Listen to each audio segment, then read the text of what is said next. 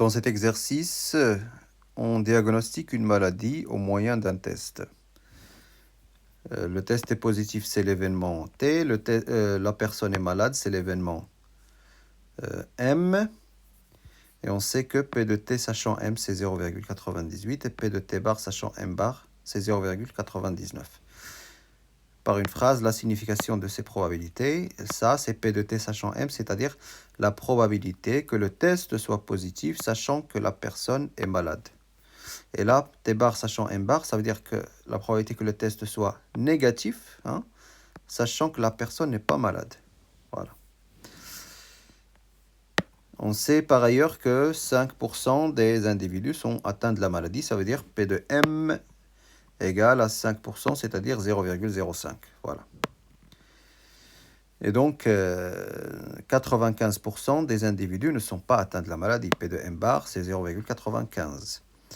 On peut s'aider d'un arbre, avec les M et M bar au premier niveau, les T et T bar au deuxième niveau, puisqu'on a P de T sachant M et P de T bar sachant M bar, donc c'est légitime, c'est judicieux de mettre les M au premier niveau et les T au deuxième niveau.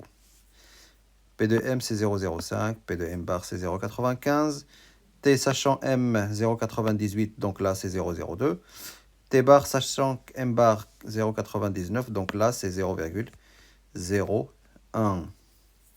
Alors calculer P de M inter T. M inter T, eh bien c'est P de M fois P de T sachant M.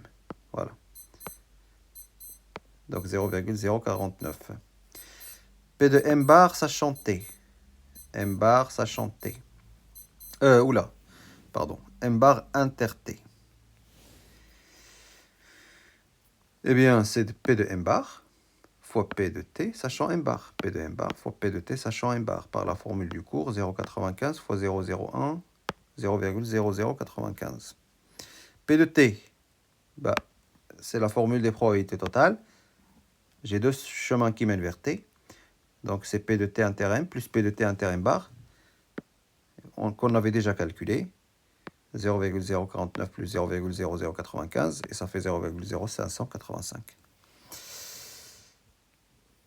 Et puis les événements sont-ils indépendants? On a plusieurs moyens de vérifier si les événements sont indépendants ou pas. On peut vérifier en comparant le produit des probabilités et la probabilité de l'intersection. On a P de M, c'est 0,05, P de T, on l'a calculé. On calcule le produit, on trouve ça. Qui est différent de P de M inter T, qu'on avait trouvé avant, puisque ce n'est pas égal, les événements ne sont pas indépendants. Les événements ne sont pas indépendants. On aurait pu le vérifier aussi avec la formule est-ce que P de T sachant M est égal à P de T. Loin de là. P de T sachant M, c'est 0,98, alors que P de T, c'est 0,0585. Donc les événements ne sont pas du tout indépendants, parce que P de T sachant M est différent de P de T.